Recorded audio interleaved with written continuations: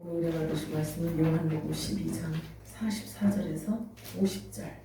다 같이 합독합니다. 시작. 예수께서 먼저 이르시되 나를 믿는 자는 나를 믿는 것이 아니요 나를 보내신 이를 믿는 것이며 나를 보는 자는 나를 보내신 이를 믿는 것이니라. 나는 빛으로 세상에 왔나니 오늘 나를 믿는 자로 어둠에 거하지 않게 하려 함이로라. 사람이 내 말을 듣고 지키지 아니할지라도 내가 그를 심판하지 아니하노라.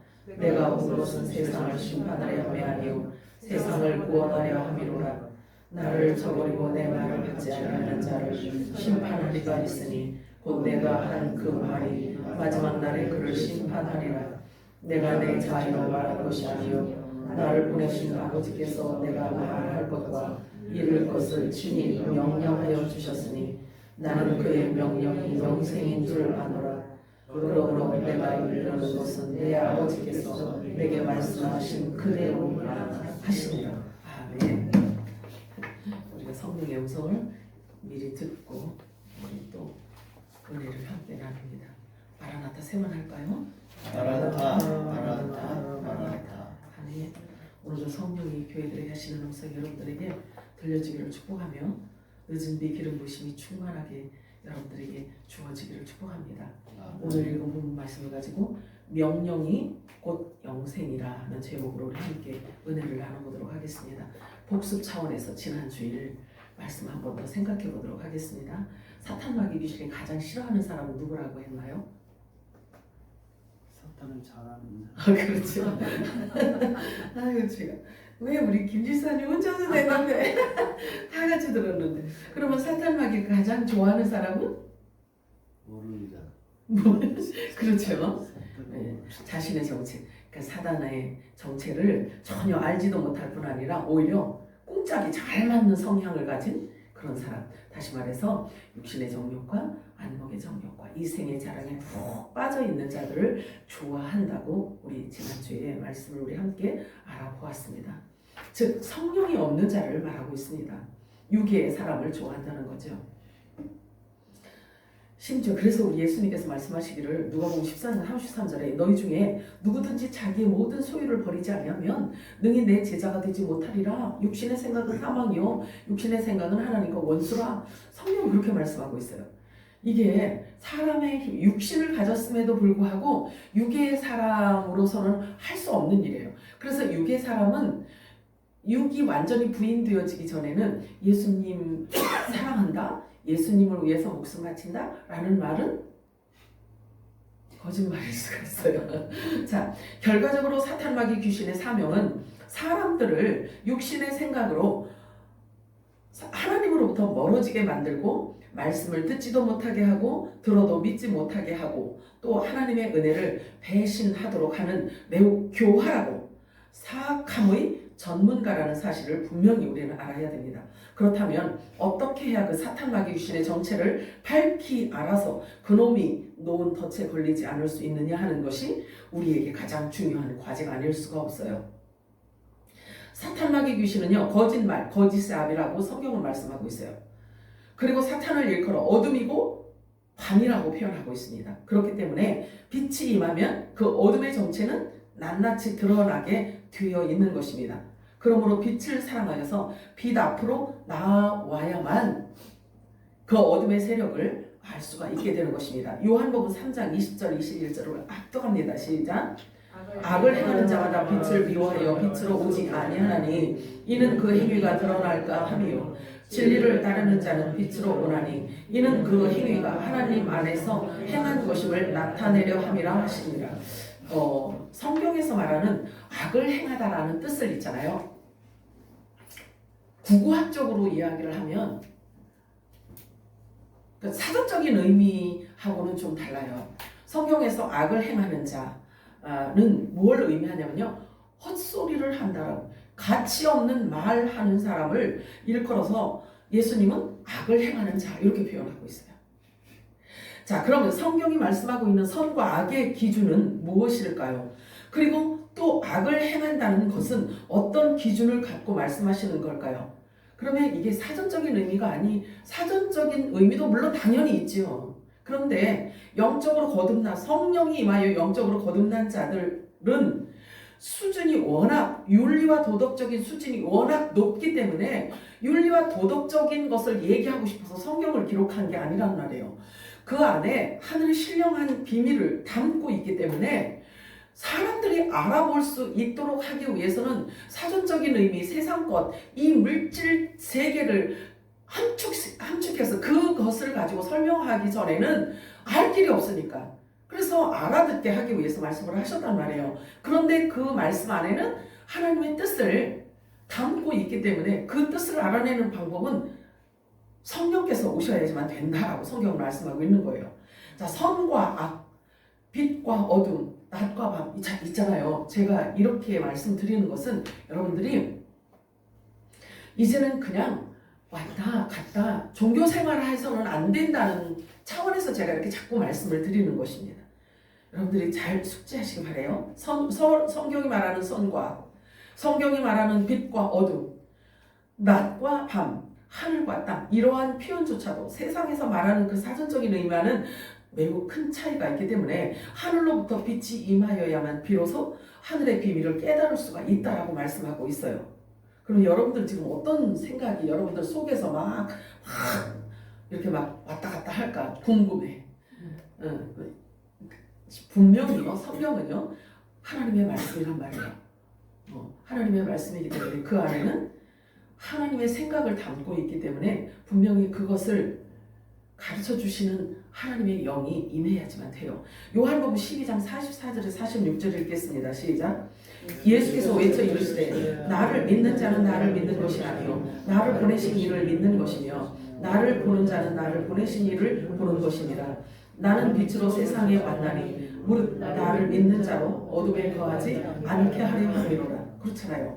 자, 예수를 믿는데 예수를 믿으면 어둠에 다니지 않게 된대요. 어둠에 다니지 않게 된대요. 그러면 이게 사전적인 문자적인 것으로만 본다라고 하면 우리에게는 밤이 없어야 돼. 그지? 아니요.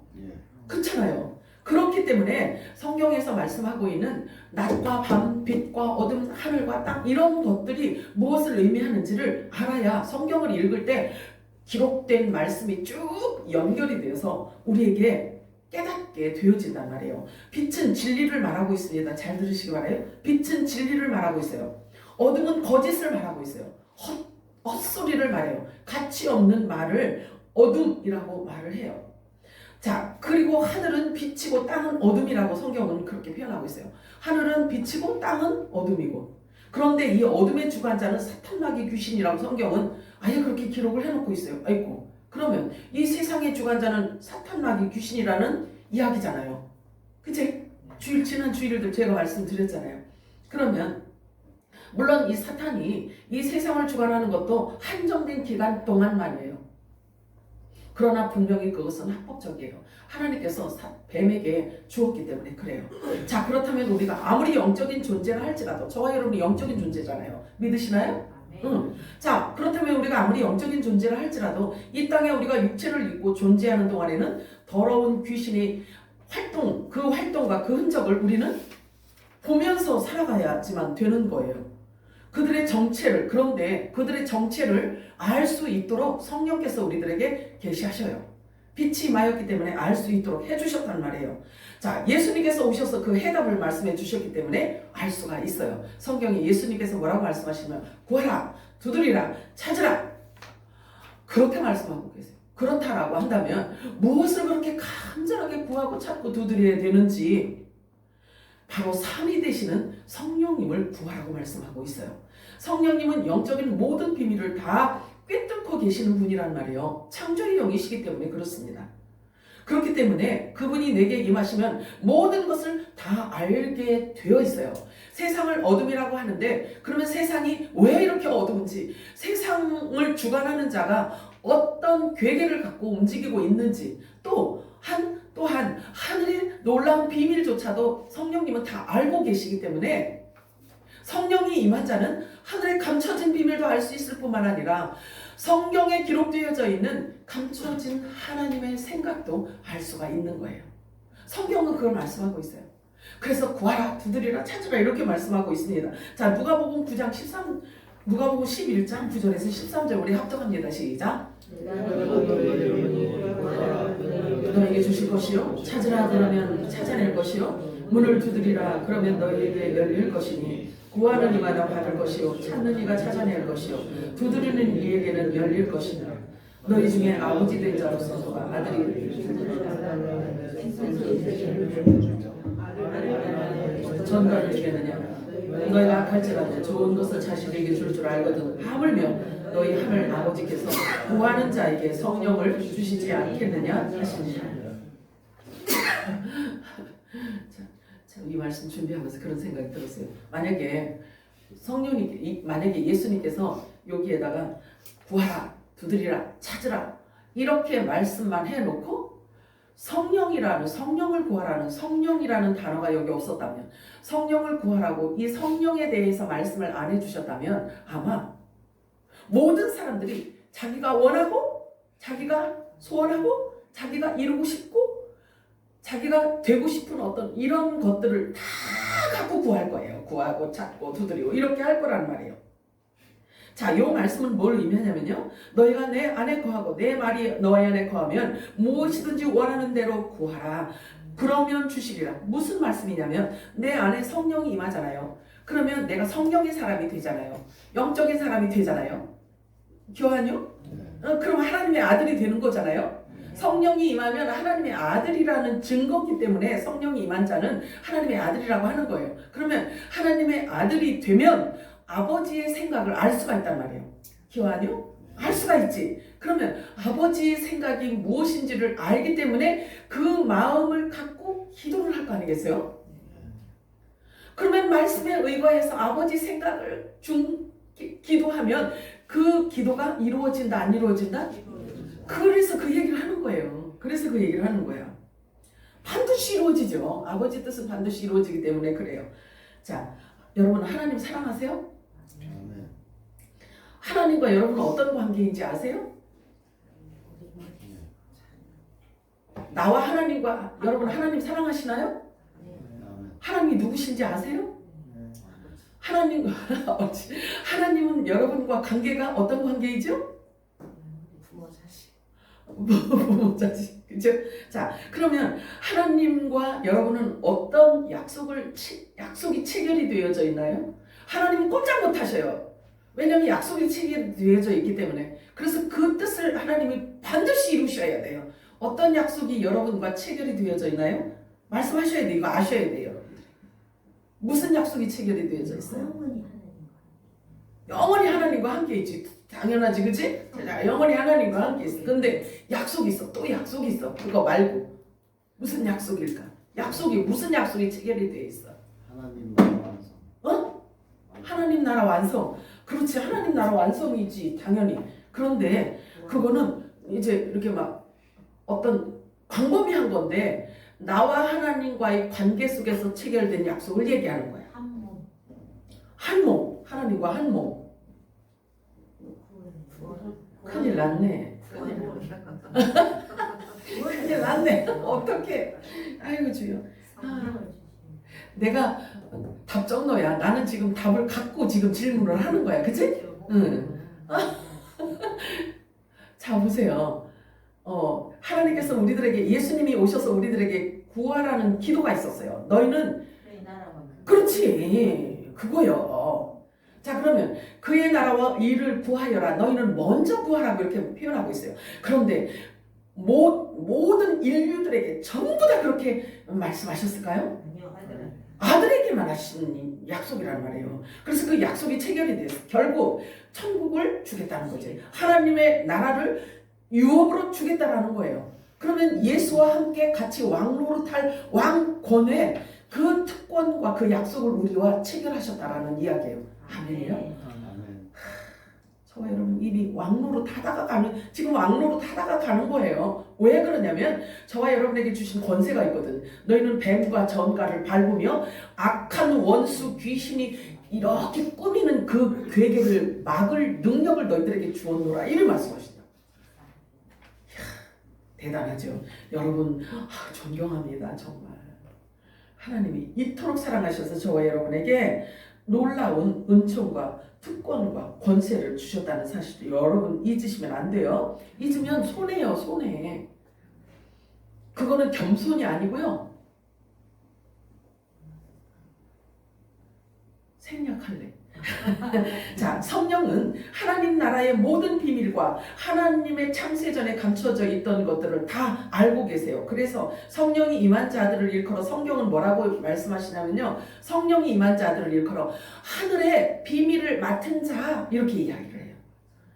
하늘의 비밀을 맡은 자. 그러면 하나님이 생각하고 계시고 하나님이 계획하셨던 모든 것들이 우리 눈에 보이지 않는 거기 때문에 비밀이라고 하는 거예요. 그러면 성령이 임하면 그게 비밀이 아니라 다 알게 된다는 거죠. 여러분 아셔야 된다니까? 왜냐하면 성경이 그렇게 말하고 있어요. 하나님 나라의 비밀을 맡은 자 또는 하나님 나라의 거룩한 성전이라고 이렇게 이야기를 해요. 성령이 임한 자를 일컬어 하나님 나라의 성전, 하나님의 성전 이렇게 표현을 해요. 하나님 나라의 비밀을 맡은 자, 하나님의 성전. 하나님의 성전은 뭐가 있을까요? 여러분을 일컬어 성령이 임하면 여러분을 일컬어 하나님의 성전이래요. 거룩한 성전이래요. 이거 여러분들의 정체성이에요. 여러분들이 기억하고 있어야 돼요. 여러분들이 꼭 마음에 새기셔야 되는 말씀드린 거예요. 하나님 나라의 거룩한 성전이래요, 여러분들이. 그 다음에 또 뭐라고 하시는 줄 아세요? 신의 성품에 참여한 자래요. 자, 그러면 신의 성품에 참여했다라고 하면 신이라는 뜻이야. 큰일 났네. 모세가 하나님의 말씀을 받은 자로서 하나님이 모세를 신이라고 했어요. 물론 갓이라는 영어 성경에 보면은 갓이라는 뜻을 소문자로 썼어요. 하나님은 대문자로 갓이라고 하지만 소문자를 사용을 해요. 그러면 작은 예수요, 작은 신이라는 표현까지 성경은 기록하고 있단 말이에요. 그래서 신의 성품에 참여한 자라고 해요. 그러면 예수 그리스도와 본질이 같다라고 말씀하시잖아요. 같은 곳에 있었다라고 하잖아요. 기가 막힌 이야기죠. 히브리서 말씀이란 말이에요. 그래서 이 말씀을 여러분들이 그냥 대충 신앙생활하고 종교생활 해갖고는 안 돼. 그래서 하나님의 말씀이 지금 여러분들이 듣는 이 메시지는요, 어떤 역할을 하냐면요, 여러분들에게 그리스도로 옷을 입는 역할을 한단 말이에요. 그래서 그리스도로 옷을 입게 되면 그리스도의 생명이 여러분에게 입혀지는 거기 때문에 육의 생명이 어떻게 돼? 육의 생명은 그 안에 함몰되어 죽게 되어 있는 거예요. 그래서 하나님의 말씀을 일컬어 하나님의 전신갑주요, 그리스도의 옷이요, 피 뿌린 옷이요, 이렇게 표현을 한단 말이에요. 이렇게 하나님의 말씀을 입으면 육이 부인되어지게 되어 있죠. 그래서 영의 사람이 장성한 분량에 이르러 예수 그리스도의 형상까지 간다고 해요. 그래서 예수님까지 자라간다라고 성경은 말하고 있어요. 바울은 얼마나 자신 있게 말하는지 몰라요. 그렇다라고 한다면 바울이 우리보다 뭐가 특출나가 아니라 성령이 임하여서 성령께서 신령한 세계를, 하나님 나라의 비밀을 계속 깨닫게 해주셔서 그 계시가 임하였기 때문에 그 말을 그렇게 자신 있게 말할 수 있었던 거예요. 그러면 사도 바울은 우리의 이방인의 사도잖아요. 교환이요. 그러면 이방인의 사도라고 한다면 바울이 가르친 그 모든 깨달음과 그 모든 메시지가 전부 다 저와 여러분에게 육신이 되어져야 되는 거예요. 성육신이 되어져야 되는 거예요. 아멘이에요? 히브리서 12장 9절 한번 읽어볼까요? 시작. 히브리서 9장 시작. 또 우리 육신의 아버지가 우리를 징계하여 공경하였거든 하물며 모든 영의 아버지께 더욱 복종하여 살려 하지 않겠느냐. 어떻게 하나님이 우리의 아버지가 될 수 있는가? 우리의 느낌 갖고 하는 게 아니에요. 우리의 학교에서 배운 지식 갖고 하는 게 아니에요. 우리는 예수를 믿는데 하나님의 아들들이 되었다고 표현을 하는데요, 우리 혈통으로 된 게 아니란 말이죠. 우리가 육의 어머니 아버지를 통해서 이 땅에 나왔지만 정체성을 또 이야기를 하고 넘어가야 돼. 자, 그러면 저와 여러분이 예수님처럼 성령으로 잉태됐어? 아니잖아요. 그치? 그런데 성경에 보면은 약속과 말씀과 성령으로 잉태되었다라고 표현하는 인물들이 있단 말이에요. 자, 구약엔 누가 있어요? 구약에는 누가 있죠? 이삭이지. 이삭은 낳을 수 있는 상태가 아니라 약속의 말씀을 주어놓고 잉태된 자란 말이에요. 말씀으로 잉태된 자라고 하죠. 그러면 이삭은 예수 그리스도를 모형하는 사람이란 말이에요. 그치? 그랬는데 이제 예수님께서 성령으로 잉태되어서 오셨다라고 이렇게 표현을 합니다. 그래서 성경의 인물 중에 약속으로 되어진 이삭과 말씀으로 잉태하신 예수님과 이렇게 두 분을 모델로 하고 있단 말이에요. 그렇다면 저와 여러분, 이삭, 우리의 믿음의 조상이 누구야? 아브라함이잖아요. 근데 아브라함은요, 여러 자식들이 있었단 말이에요. 그지? 여러 자식이 있었어요. 그런데 거기에 이스마엘과 이삭을 이렇게 중심으로 놓고 이야기를 하잖아요. 그거를 갈라디아에서 보면은 바울이 그걸 예를 들어서 이야기를 하고 있어요. 그런데 이스마엘은 첩을 위해서 낳고요. 종으로부터 낳고, 이삭은 그렇지, 자유자, 약속의 여인으로부터 약속을 받아 낳은 자, 이렇게 표현하는 거예요. 그래서 바울이 그걸 뭐라고 표현을 하냐면, 아브라함하고 하나님께서 약속하신 그 모든 약속이 서자들의 자식들과 약속한 게 아니라 오직 약속한 이삭에게만 하나님께서 약속을 체결하신다, 그렇게 약속했단 말이에요. 자, 그러면 저와 여러분이 어디로 가야 되냐면, 저와 여러분이 이 땅에 태어나도록 약속되어진 자들이기 때문에, 본래 창세전에 그리스도 안에 있던 영의 생명이었는데, 우리를 지금 이 땅에 존재하게 하기 위해서 예수님이 이 땅에 오신 거지. 그래서 십자가에서 죽으신 거죠. 그래서 예수님이 그때 뿌려놓은 그 씨가 우리야. 이거 믿어지셔요? 대단하셔. 여러분들 믿음 대단하셔. 그래요. 그래서 우리는 약속의 자녀들이에요.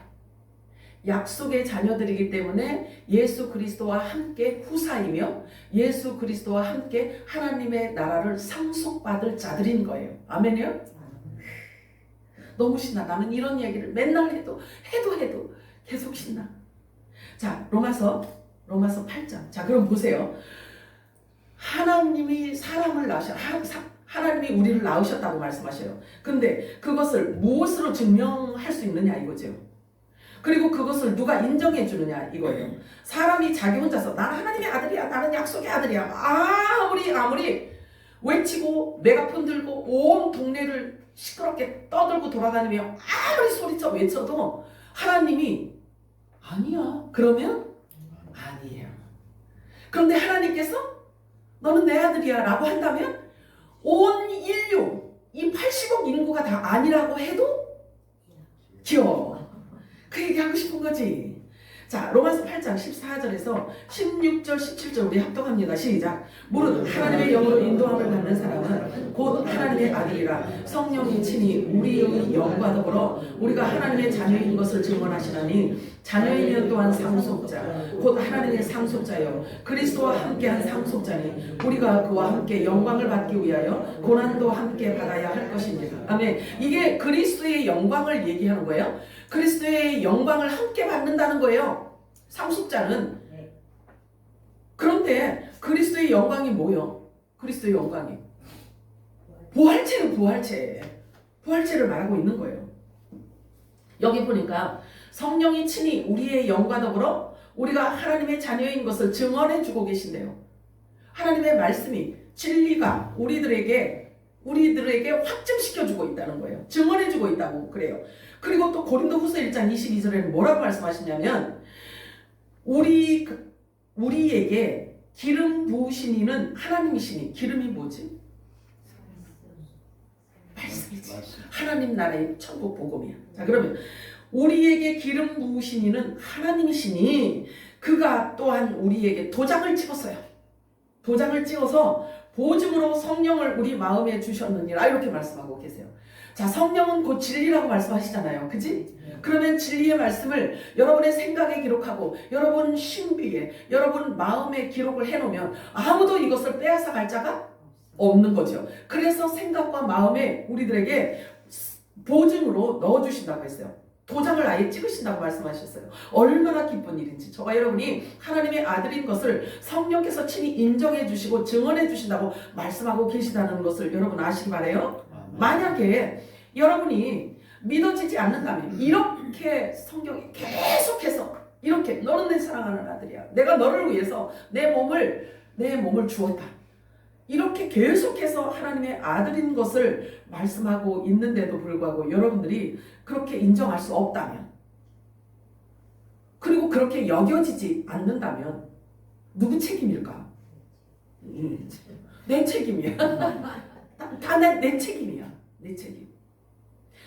그리고 또는 성경을 덮어놓고 믿기 때문에 성경 말씀에 대해서 전혀 몰라서 그런 말을 할 수밖에 없는 거죠. 그래서 이제는 성경을 덮어놓고 믿는 게 아니라 이제는 열어놓고 믿어야 돼요. 열어놓고 믿어야 돼요. 자, 어떻게 해야 더 확실하게 믿을 수 있을까? 무엇을 근거로 해서 내가 그것을 확실하게 믿을 수 있는가? 이죠. 여러분들 느낌으로 구원받는 거 아니에요? 감정과 감각으로 여러분들이 부활되는 게 아닙니다. 지식과 생각과 혈통으로 저와 여러분이 구원받는 게 아니에요. 부활은 여러분들이 느낌 갖고 되어지는 게 아니에요.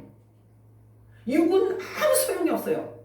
우리가 영적으로 부활되고 영적으로 구원받는 데 있어서는요, 육은 그냥 하나님과 원수됨이라고 이렇게 표현하고 있어요. 그러니 육의 생각은 하나님과 원수됨이요, 하나님을 기쁘시게 해드릴 수도 없다라고 말하고 있어요. 영적인 사람이어야만 하나님을 기쁘시게 해드릴 수 있다라고 말씀하고 있습니다. 성경에는. 자, 그래서 사람의 지식과 교리로 배워서도 안 돼요. 부활은. 오직 기록된 하나님의 말씀 외에는 어떤 것도 그것을 증명해 줄 수가 없어요. 말해 줄 수가 없단 말이에요. 그런데 성경에 이렇게 많이 기록해 놨음에도 불구하고 우리가 그동안에는 이 말씀이 보여지지 않았고 이게 알아지지 않았다. 믿어지지 않았다. 그리고 그렇게 여길 수가 없었다. 내 말인 것 같이 여길 수가 없었다.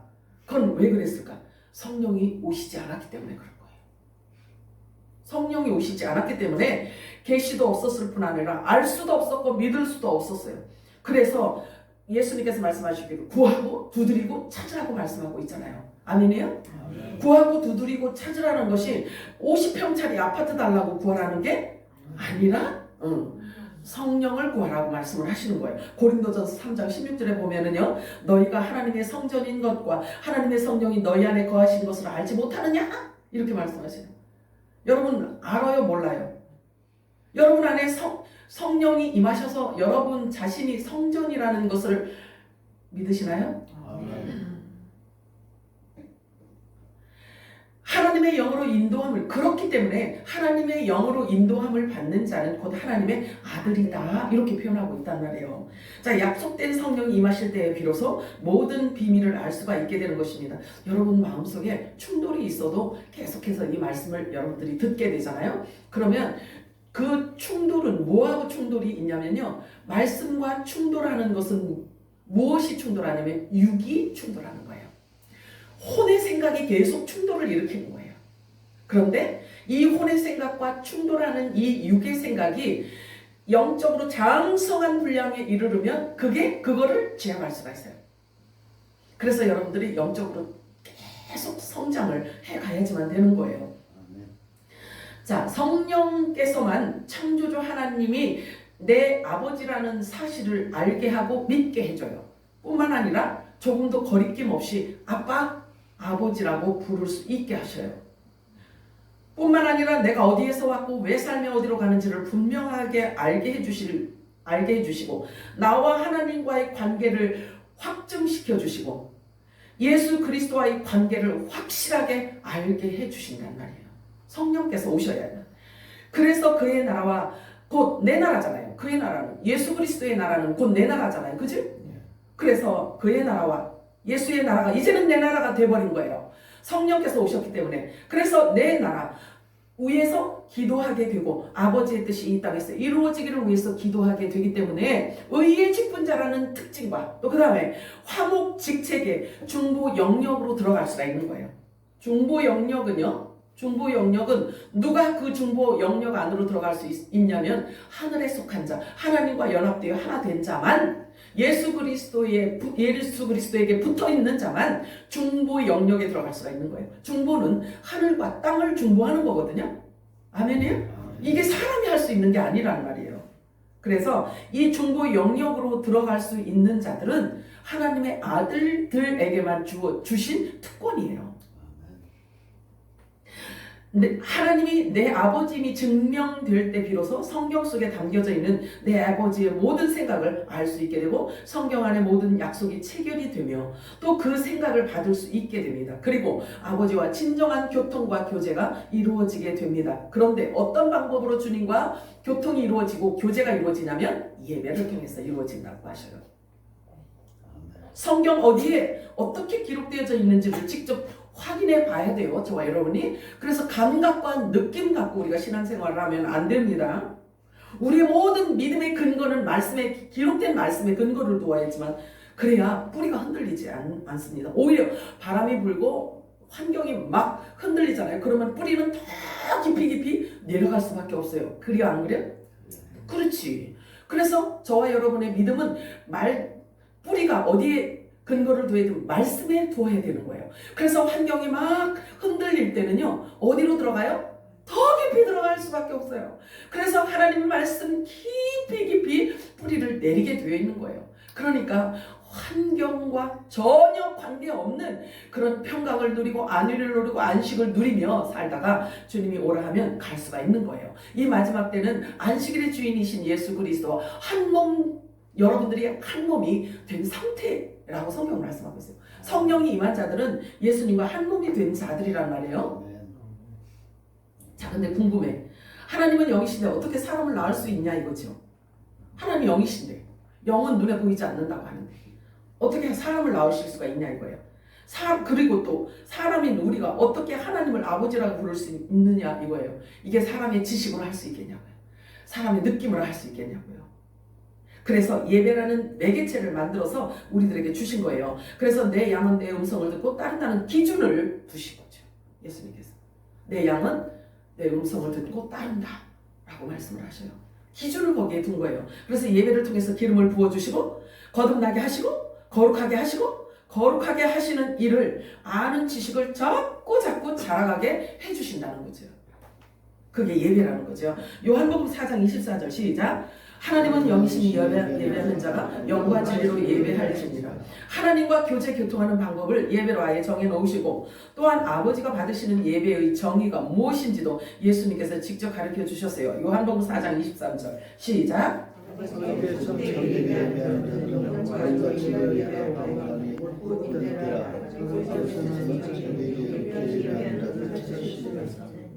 제목은 보기에는 사람들이 예배 다 예배라고 하기는 하는데 이때가 있다는 거예요. 이때가 언제일까? 또 이것도 궁금하지? 그치? 이때라 아버지가 받으시고 아버지가 찾으시는 예배가 있다. 그런데 그 예배를 드릴 이때가 있대요. 그렇다면 이때가 언제인지를 알아야 하지 않겠습니까? 영과 진리로 예배하려면 반드시 성령이 임해야만 영과 진리로 예배를 드릴 수 있다라고 말씀하셨죠. 그죠? 자, 그렇다면 성령님은 언제 어떻게 누구에게 의해서 주어지는가? 언제 중요하지. 이때라 이렇게 말씀하셨기 때문에 또 그때도 또 우리에게는 너무 중요하죠. 알아야죠. 그런데 말세라고 말씀하셔요. 성경 말세. 매우 구체적이에요. 그래서 마지막 대환란 직전에 부어주신다고 하셨어요. 저 이스라엘이 이방인에게 밟혀서 그 땅이 황폐하게 될 때까지 전쟁이 있을 것인데요. 그래도 그들은 예수님을 영접할 지금 했어요? 안 했어요?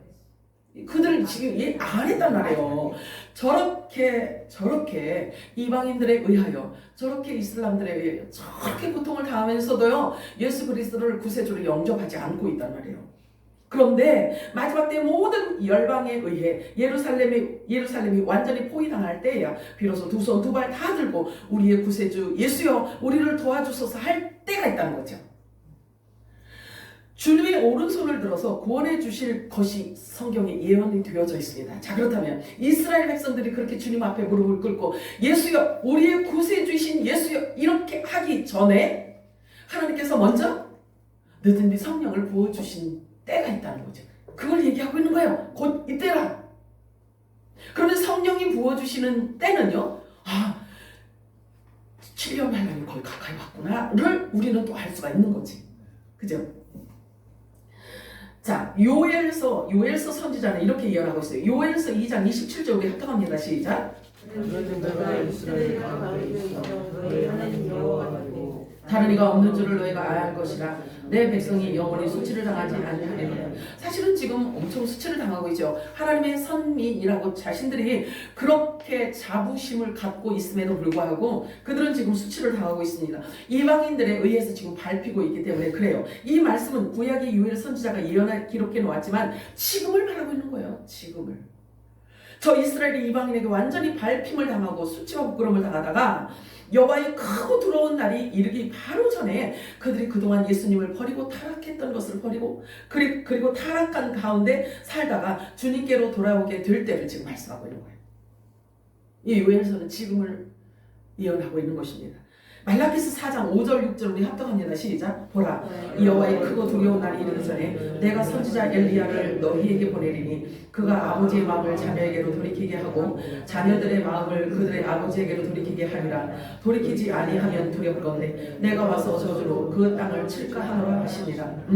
분명히 주님의 재림이 있기 전에는요, 주님 공중강림 하시기 전에는 이스라엘이든 모든 열방이든 반드시 들어야 할 늦은 비 성령의 기름 부으심을 하나님께서 약속하셨어요. 이것을 열방 회복이라고 해요. 언제 열방 회복될까? 막연한 것 같지만요, 하나님 아들의 음성은 지금 들어야 할 자들은 다 듣고 있다는 사실이에요. 이 마지막 때의 말세에 크고 두려운 날이 이르기 전에 늦은 빛 성령을 모든 육체에게 부어주겠다고 약속을 하십니다. 모든 육체란 세상에 있는 모든 인류에게 주신다는 말씀이 아닌 거예요. 사도행전 2장 17절 19절 우리 합독합니다. 시작. 하나님이 말씀하시기를 말세에 내가 내 영을 모든 육체에게 부어주리니 너희의 자녀들은 예언할 것이요 너희의 젊은이들은 환상을 보고 너희의 늙은이들은 꿈을 꾸리라. 주의 크고 영화로운 날이 이르기 전에 해가 변하여 어두워지고 달이 변하여 피가 되리라. 많은 일들이 일어날 것을 예언하고 있는 것입니다. 그러면 예수님이 공중강림하시는 것은 예수님이 공중강림하실 때는 아들들에게 주시는 이 영원한 메시지를 듣고 아들들은 열심히 준비하는 가운데 있어요.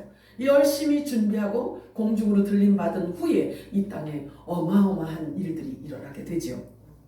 하나님의 아들들, 여기 보니까 크고 영화로운 날이 이르기 전에 해가 변하여 어두워지고 달이 변하여 피가 되리라. 이런 무지막지한 일들이 일어나기 전에 하나님의 아들들, 예수님 몸에 달라붙어 있는 자들은요, 지구를 떠나요. 지구를 떠납니다. 하나님의 아들들, 모든 피조물이 고대하는 하나님의 아들들을 지금 의미하고 있어요. 그가 지금 목사이든 선교사이든 직장인이든 살림만 하는 전업주부이든 남자든 여자든 상관없어요. 하나님의 아들들에게 성령을 부어주신다는 말씀에 모든 육체에게 부어주신다는 뜻은 그걸 얘기하고 있는 거예요. 그리고 성령은 이미 아버지와 약속된 자들이 있는데 그들에게 부어주신다는 거죠. 믿으시기 바라요? 여러분들이 하나님의 아들임을 알면 하나님의 영으로 인도함을 받고 있으면 하나님의 아들이라고 했잖아요. 하나님의 영으로 인도함을 받는다는 것은 성경에 기록된 말씀이 내가 믿어진다는 이야기야. 그리고 이 말씀이 나하고 관계 있다라는 것을 깨달아진다는 이야기예요. 그래서 내 안에서 없어지지 않아. 그래서 이 말씀을 보면 내 속사람이 기뻐해. 그래서 진리 가운데 나를 살아가도록 이끄시는 그런 사람을 일컬어 하나님의 영으로 인도함 받는다, 이렇게 표현하고 있어요. 참고로 제가 말씀드립니다. 천국에는 남자 여자가 따로 있지 않습니다. 시집가고 장가가고 아기 낳고 하는 일이 없습니다. 모두 천사와 같다고 말씀을 하십니다. 그 얘기는 왜 하지?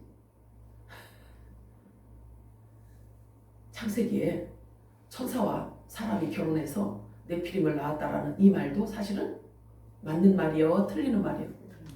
틀리는 말이지. 자, 누가복음 24장 49절 우리 합독합니다. 시작. 볼지어다 내가 내 아버지께서 약속하신 것을 너희에게 보내리니 너희는 위로부터 능력으로 입혀질 때까지 이 성에 머물라 하시니라. 자, 아버지하고 약속 받은 자들에게 성령을 주신다고 약속하세요. 약속된 자들에게 성령을 주신대요. 사도행전 1장 4절 합독합니다. 시작. 사도와 함께 모이사 그들에게 본부하여 이르시되 예루살렘을 떠나지 말고 내게서 들은 바 아버지께서 약속하신 것을 기다리라. 이렇게 약속해서 이렇게 약속해. 사도행전 2장 33절 시작. 하나님이 오른손으로 예수를 높이시며 그가 약속하신 성령을 아버지께 받아서 너희가 보고 듣는 이것을 부어주셨느니라. 아멘. 약속은요, 성경에 기록되어져 있는 말씀뿐만 아니라 성경에 기록되어져 있는 그 말씀을 붙든 자들에게 하나님이 이게 유효하단 말이에요. 그냥 내 느낌과 내 감정 가지고 나는 하나님이 나에게 성령을 주실 거야. 이렇게 하면 주실 거야. 주야, 성령이여 오시옵소서 이래가지고 되는 게 말씀 보니까 그려 아니요? 아니잖아요. 하나님의 아들들에게 성령 주시겠다고 약속이 있었음에도 불구하고 정해진 때가 있다는 것을 갈라디아서는 이렇게 표현하고 있어요. 갈라디아 4장 1절에서 7절 말씀을 합독합니다. 시작.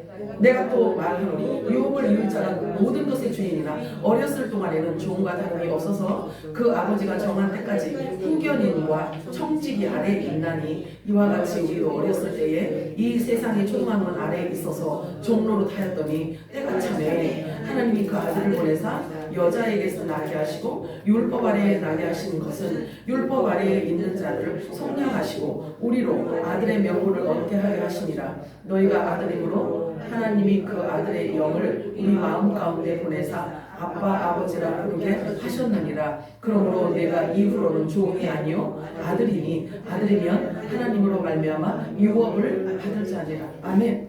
아멘이에요? 아멘이야?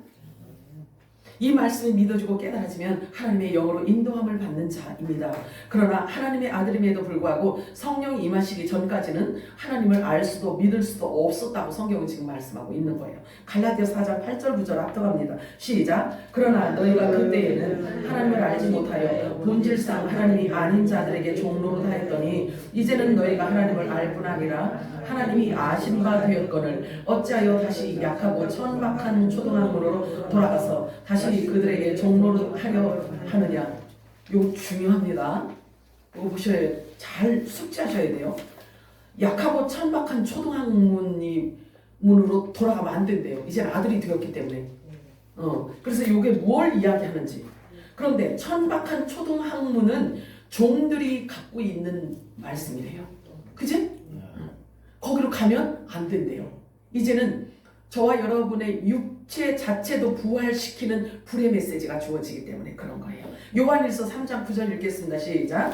하나님으로부터 난 자마다 죄를 짓지 아니하나니 이는 하나님의 씨가 그의 속에 거하며 그도 범죄하지 못하는 것은 하나님께로부터 났습니다. 자, 우리 안에 하나님의 씨가 있대요. 그래서 우리가 죄를 지을 수가 없대요. 그렇다면 그 말의 근거를 두고 그러면 그 안에 하나님의 말씀이 없는 자들은 그 안에 씨가 없는 자들은 그럼 범죄한다는 이야기잖아요. 아니요. 하나님의 씨가 있기 때문에 우리가 죄를 지을 수가 없대요. 범죄할 수가 없대요. 그러면 보세요. 사전적으로 이 문자적인 것으로 이야기를 한다라고 한다면 범죄, 죄, 사망 이런 것들이 뭐하고 관계되어 있어요? 말씀하고 관계되어 있잖아요. 우리 안에 하나님의 씨가 있기 때문에 하나님께로 난 자래요. 하나님께로 났기 때문에 우리 안에 하나님의 말씀이 있대요. 하나님의 씨가 있대요. 곧 하나님의 생명이 있다는 얘기예요. 그치? 그러면 죄를 지을 수가 없대요. 그러면 우리 안에 하나님의 씨가 없고 하나님으로부터 낳지 않은 자라면, 거듭나지 않은 자라면 죄를 짓고 산대. 계속 죄를 짓고 살아가는 중이라는 거예요. 자, 하나님은 영이시고 눈에 보이지 않는데 어떻게 사람을 낳을 수 있는가? 요한복음 1장 14절 읽겠습니다. 시작. 말씀이 육신이 되어 우리 가운데 거하시매 우리가 그의 영광을 보니 아버지의 독생자의 영광이요 은혜와 진리가 충만하더라. 말씀이 많이 충돌이 있나요? 여러분들? 말씀이 충돌이 있으세요? 내 말이 아닌데. 자, 예수님은 말씀으로 하나님의 품속에 계셨다라고 사도 요한은 말하고 있어요. 예수님을 하나님 품속에 있었다. 그런데 말씀이다. 이렇게 표현하고 있잖아요. 그치? 그런데 그 말씀 안에 저와 여러분이 있었다고 해요. 이해가 되죠? 아이고 주여. 자, 그래요. 그런데 예수님은 하나님 품속에 있던 말씀이셨는데 그 말씀이 육신이 되어서 오셨다라고 말씀하고 있어요. 그 말씀은 또 다른 사람을 당신 안에 품고 있던 생명을 낳겠다는 거예요. 낳겠다는 거죠. 이 말씀은 생명이기 때문에 그렇습니다. 자, 야고보서 1장 18절 우리 합독합니다. 시작. 그가 그 자기의 뜻에 따라 진리의 말씀으로 우리를 낳아 분명히 이렇게 말씀하고 있잖아요. 그죠? 로마서 8장 11절 합독합니다. 시작. 예수를 죽은 자 가운데서 살리신 이의 영이 너희 안에 거하시면 그리스도 예수를 죽은 자 가운데서 살리시니가 너희 안에 거하시는 그의 영으로 말미암아 너희 죽을 몸도 살리시리라. 죽음도 보지 않게 하시는 말씀이란 말이에요. 창조의 능력의 말씀이란 말이에요. 영과 진리를 들어지는 예배. 자, 아는 것을 예배하는 자들의 모임은 이렇게 진행이 되고 있는 것입니다. 요한복음 16장 13절 합독합니다. 시작. 진리의 성령이 오시면 그가 너희를 모든 진리 가운데로 인도하시리니 그가 스스로 말하지 않고 오직 들은 것을 말하며 장래일을 너희에게 알리시리라. 아멘. 주님 오시기까지 있을 모든 일들을 성령이 오시면 미리 가르쳐 주신대요. 예수님께서 예배에 대한 정의를 내리실 때 다음과 같이 말씀하십니다. 요한복음 4장 22절 시작. 너희는 알지 못하는 것을 예배하고 우리는 아는 것을 예배하노니 이는 구원이 유대인에게서 나오리라. 참, 이 말씀도 있잖아요. 우리가 그냥 대충 넘어갈 수 없는 게 뭐냐면 예수님은 말씀으로 성령으로 오셨잖아요. 다만 다윗의 족보로 이렇게 오셨지만 그죠? 그런데 이것도 한참 여러분들이 묵상하고 깊이 묵상을 해야 할 말씀이야. 자, 요한복음 3장 11절 읽겠습니다. 시작. 진실로 진실로 내게 이르노니 우리는 아는 것을 말하고 본 것을 증언하노라. 그러나 너희가 우리의 증언을 받지 아니하는도다. 왜 받지 못할까? 예수님이 하시는 말씀을 왜 받지 못할까요? 약속이 체결된 자가 아니라서 그런 거예요. 못 알아듣는 거죠. 자, 종교 교리, 종교 영으로 가득 차 있기 때문에 예수님의 진리의 메시지, 천국 복음이 그에게 들어갈 곳이 없어. 너무 꽉 차 있기 때문에. 종교 영으로 꽉 차 있기 때문에. 요한복음 4장 23절 24절 읽겠습니다. 시작. 아버지께 참되게 예배하는 자들은 영과 진리로 예배할 때가 오나니 곧 이때라. 아버지께서는 자기에게 이렇게 예배하는 자들을 찾아주시느니라. 하나님은 영이시니 예배하는 자가 영과 진리로 예배할지니라. 이거 2번 읽는 거 아니야? 그쵸? 이 의도적으로 2번 한 건 아니에요. 어떻게 하다 이렇게 됐어. 자, 안다는 것이 얼마나 중요하냐면요. 영생이기 때문에 그래요. 안다는 것. 말씀을 안다는 것, 예수를 안다는 것, 하나님을 안다는 것. 그러니까 믿음도 알아야 믿음이 생기는데 덮어놓고 믿은 그 믿음은 신념이란 말이에요. 신념. 말씀에 근거한 믿음이 아니라 내 느낌과 신념이란 말이에요. 그것으로는 사람을 부활시킬 수가 없어요. 자, 요한복음 17장 3절을 합독합니다. 시작. 영생은 곧 유일하신 참 하나님과 그가 보내신 자 예수 그리스도를 아는 것입니다. 아멘. 그래서 제가 자꾸 질문을 하고 묻고 하는 거예요. 요한복음 5장 40절 시작. 그러나 너희가 영생을 얻기 위하여 내게 오기를 원하지 아니하노라.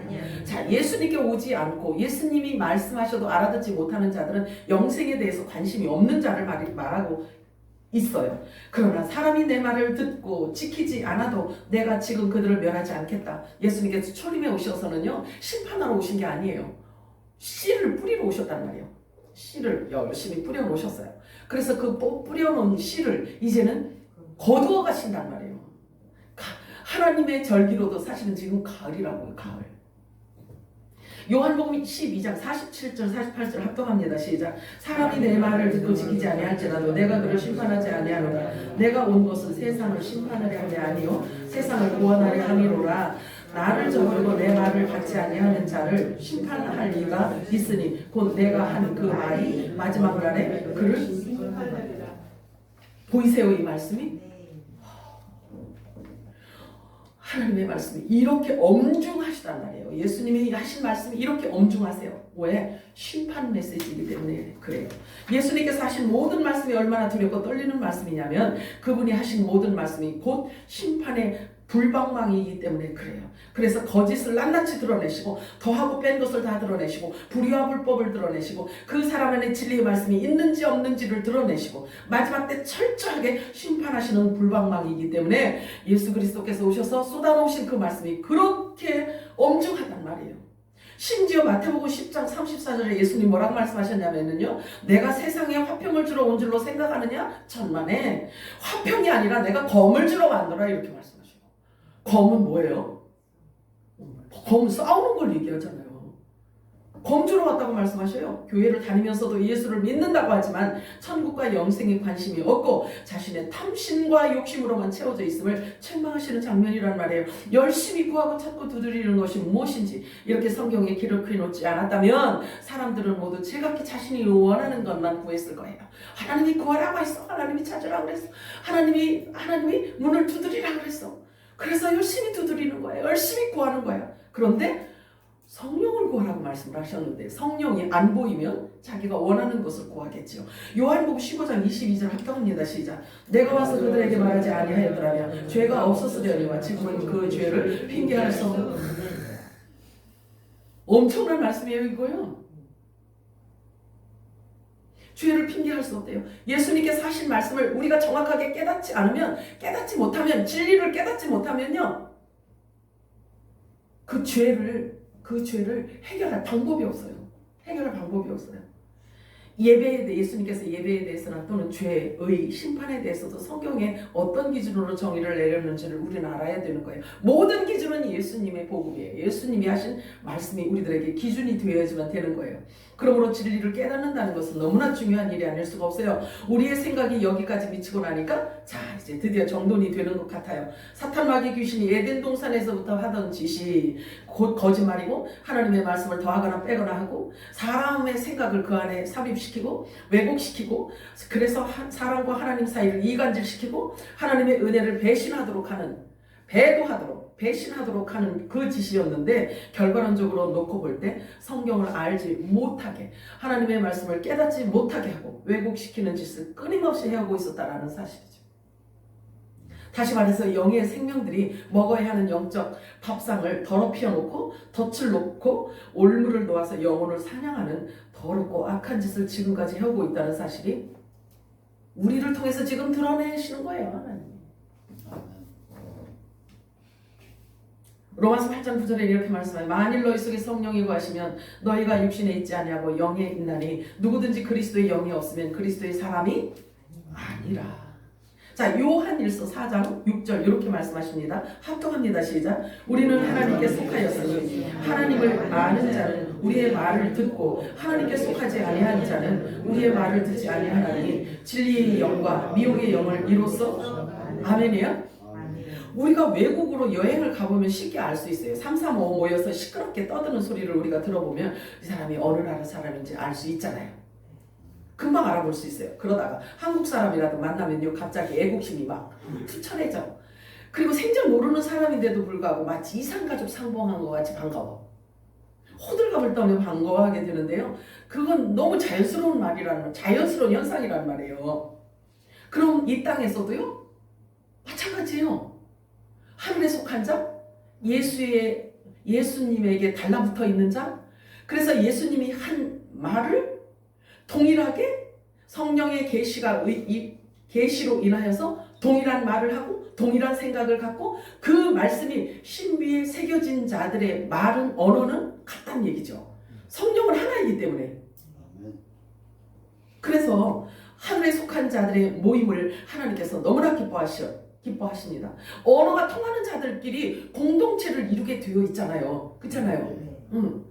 아니 내가 수영을 굉장히 수영을 하고 싶어. 그런데 꽃꽂이 하는 데 가서 앉아 있는 사람이 봤어?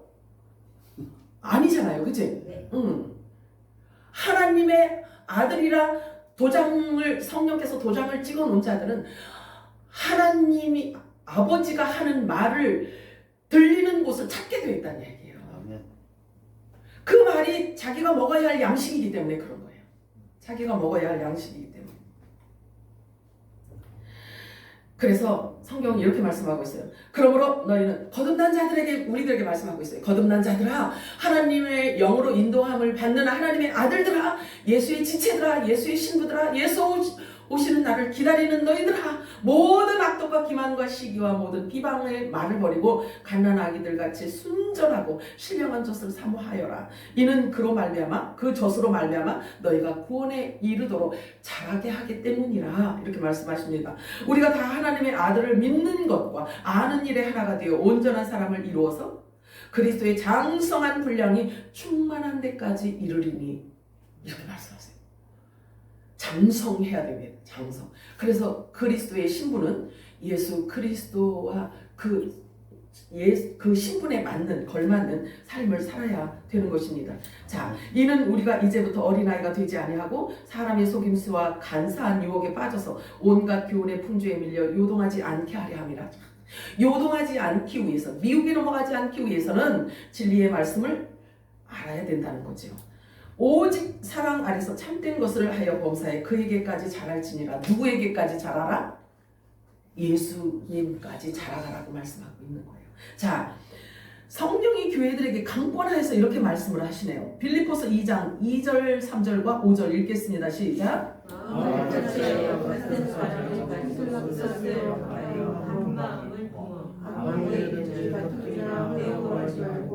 오직 겸손한 마음으로 각각 자기 생각을 낮게 여기고 너희 하나님 마음을 풀어 곧 그리스도 예수의 마음이니. 그리스도 예수의 마음은 성령이 임하면 그리스도의 마음이 주어지게 되어 있어요. 마태복음 23장 8절에서 10절 합독합니다. 시작. 너희는 납비라 칭함을 받지 말라. 너희 선생은 하나니요 너희는 다 형제이니라. 땅에 있는 자를 아버지라 하지 말라. 너희 아버지는 한 분이시니 곧 하늘에 계신 이시니라. 여기에요. 이게 사람의 지식과 사람의 생각으로 이 말씀이 이해가 되겠어요? 그러니까 옛날에 그런 말이 있잖아요. 외국에서 들어온 외국 사람 종교 때문에 조상 제사도 안 지내주고 절도 안 한다고 막 이렇게 이야기를 하잖아요. 근데 이 말씀을 보면 어르신들이 얼마나 화가 날까? 이 말씀 보면 땅에 있는 자를 아버지라고 하지 말래. 그럼 뭐라고 해야 돼? 남자요 이래야 되나? 예수님이 마리아를 여자요 이런 것처럼 그걸 얘기하는 걸까요? 자, 에베소 4장 2절에서 6절을 합독합니다. 시작. 모든 겸손과 온유로 하고 오래 참음으로 사랑 가운데서 서로 용납하고 평안에 매는 줄로 성령이 하나 되게 하신 것을 힘써 지켜라. 몸이 하나요 성령도 한 분이시니 이와 같이 너희가 부르심의 한 소망 아래서 부르심을 받았느니라. 주도 한 분이시요 믿음도 하나요 세례도 하나요 하나님도 한 분이시니 곧 만유의 아버지시라. 만유 위에 계시고 만유 가운데 계시도다. 여러분들이 이 말씀을 읽을 때 있잖아요. 이제는 여러분들이 그걸 알아야 돼요. 성경을 읽을 때 예전에는 그냥 성경을 좀 한번 한독해볼까 하고 그냥 먼지 잔뜩 있는 것 이렇게 툭툭 털어가지고 이렇게 그냥 창세기부터 볼까 어디서부터 볼까 이사야 나왔는데 이사야부터 볼까 이럴 때가 아니요. 이건 어린아이 신앙일 때 하는 거예요. 그래서 이 말씀을 우리가 주의 깊게 하나님의 말씀을 보며 베레아 사람처럼 오늘 샘물교회 설교했는데 그 얘기가 진짜 맞나? 우리 보고 약속의 자녀들이라고 하고 우리 보고 상속자라고 하고 후사라고 하고 그리고 예수님이 말씀으로 계실 때 하나님 품속에 계실 때 우리도 그분 안에 있었던 영의 생명이라고 하는데 그게 진짜 맞는 일인가 하고 여러분들이 가서 주의 깊게 살펴보아야 되는 거예요. 말씀을. 그래서 믿어지면 성경이 이렇게 기록되어져 있는데 내가 몰랐구나 라고 한다면 그 말씀이 여러분이 그 말씀이 육신이 된 거예요. 그 육신이 된 거예요.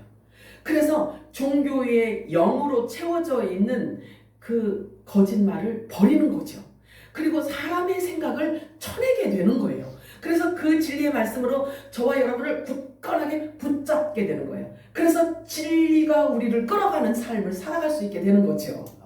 이게 하나님의 아들이라고 하는 거예요, 성경에. 자, 요한복음 12장 49절에서 50절을 합독합니다. 시작.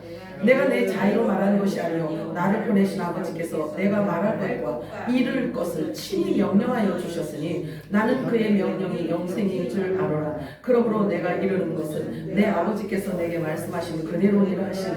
자, 보세요. 예수님께서 오셔서 완전하게 복음을 전해놓고 가지 않았다면